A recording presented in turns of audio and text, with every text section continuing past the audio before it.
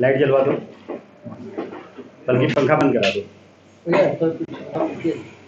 थोड़ा ऐसे फैल नहीं चलने दो, पंखा भी चलने दो थोड़ा। ठीक, आवाज कर रहा है। बस 2 मिनट का।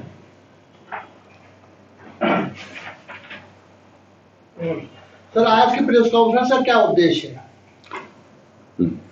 देश में लोकतंत्र का महापर्व लोकसभा निर्वाचन 2024 अपने तीसरे चरण को पार करके चतुर्थ चरण की ओर बढ़ रहा है। देश विकसित राष्ट्र बने, आत्मनिर्भर भारत बने, यह प्रत्येक भारतवासी की इच्छा और देश के लिए आवश्यकता है, और उसका सर्वाधिक लाभ उद्यमी और व्यापारी वर्ग को प्राप्त हो। इस बात के मद्देनजर रखते हुए व्यापारी वर्ग अब की बार इस मिथक को तोड़ने के लिए संकल्पित है कि व्यापारी वोट करने में कोताही बरतता है, वोट कम करता है। इसलिए भारतवर्ष के सभी व्यापारी संगठनों ने, व्यापारियों ने विभिन्न माध्यमों से यह संकल्प लिया है कि हम 100% मतदान करेंगे। मध्य स्थल पर भीषण गर्मी को देखते हुए उसके निकटवर्ती क्षेत्र में शीतल जल, शरबत आदि बैठने की व्यवस्था के माध्यम से मतदाताओं को प्रोत्साहित करेंगे। बूथ पर अपने कार्यकर्ताओं को भी व्यवस्था के लिए प्रेरित करेंगे, और जब वोट डालने जाएंगे तो अपने पूरे परिवार के साथ जाएंगे और अगल बगल के 2-2 परिवारों को साथ लेकर जाएंगे। अब की बार व्यापारी इस उद्घोष के साथ अपना मतदान कर रहा है और करेगा कि 100% मतदान बढ़ाएगा व्यापारी की पहचान। व्यापारी देश और प्रदेश की सरकारों को सर्वाधिक राजस्व देने वाला वर्ग है।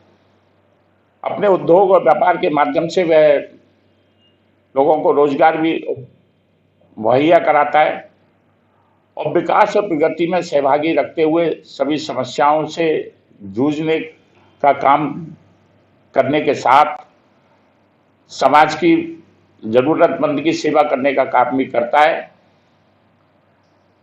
सरकार जब अनुकूल वातावरण की होती है, सरकार जब प्रगति और विकास की दिशा में चलने वाली होती है, तो निश्चित रूप से उसका लाभ प्रत्येक व्यक्ति को और मतदाता को मिलता है। हम राष्ट्रीय सोच के साथ, सामाजिक सोच के साथ, अपने व्यापार के साथ विभिन्न सामाजिक और धार्मिक व्यापारिक संगठनों को भी चलाते हैं, उनके माध्यम से समाज की सेवा भी करते हैं। परंतु कभी जब विसंगति की सरकारें आ जाती है तो वो जिस प्रकार से उद्यमी को, व्यापारी को एक दोहन की वस्तु समझकर उसका दोहन, शोषण करता है, चाहे वो आपराधिक साम्राज्य के माध्यम से हो, माफिया राज्य के माध्यम से हो, इंस्पेक्टर राज के माध्यम से हो, अब उसको व्यापारी बर्दाश्त नहीं करेगा, और हम 100% मतदान के माध्यम से अपनी ताकत को संगठित करके बढ़ाते हुए राष्ट्र निर्माण में सहयोग करेंगे। यह हमारा संकल्प है। और देश भर में भारतीय उद्योग व्यापार मंडल में कितने जिलों से लोग जुड़ चुके हैं अभी तक? हमारी पूरे देश में 22 राज्यों में, 5 केंद्र शासित प्रदेशों में, और उनके माध्यम से प्रदेश और केंद्र शासित प्रदेशों के जनपदों में अपनी इकाइयां हैं। हमारा लक्ष्य 10 करोड़ रेहड़ी पटरी वाले छोटे दुकानदारों से लेकर एमएसएमई, दस्तकार, छोटे मध्यम लघु उद्यमी, व्यापारी और बड़े उद्यमी सबको एक श्रृंखला में जोड़कर उसको एक शक्ति बनाने का और राष्ट्र निर्माण के लिए एक पूंजी बनाने का कार्य हम कर रहे हैं। और भारतीय उद्योग व्यापार मंडल का जो संकल्प है, जो उद्देश्य है, वो देश के कम 10 करोड़ व्यापारी परिवारों को जोड़ने का संकल्प है। जो नंबर लिखा हुआ है आपके बैनर पे, किसी व्यापारी को कोई समस्या अगर होती है उस नंबर पे कॉल किया जाएगा, तो उस पे क्या उनकी सुनवाई होगी? हाँ, बिल्कुल होती है भाई। प्रदेश स्तर में मैं बैठा हूँ, तमाम लोगों के पास फ़ोन आते हैं, किसी की कोई समस्या होती है तो तुरंत उस पर रिएक्शन हो सकता है, बगल में होता है। बल्कि ये समझिए बगल में शासन है, प्रशासन है, कहीं कोई भी जरूरत पड़े एनेक्सी जा करके। इवन अभी लास्ट टाइम जब कानपुर में इतना बड़ा कांड हुआ था, माननीय मुख्यमंत्री जी के हम लोग गए जा करके, माननीय राष्ट्रीय अध्यक्ष जी के साथ में जाके एक प्रतिनिधि मंडल मिला और सबको उसका लाभ मिला है, तो वो तो बराबर होता रहता है। गर्मी बहुत पड़ रही है तो उसका यहाँ का भी व्यवस्था।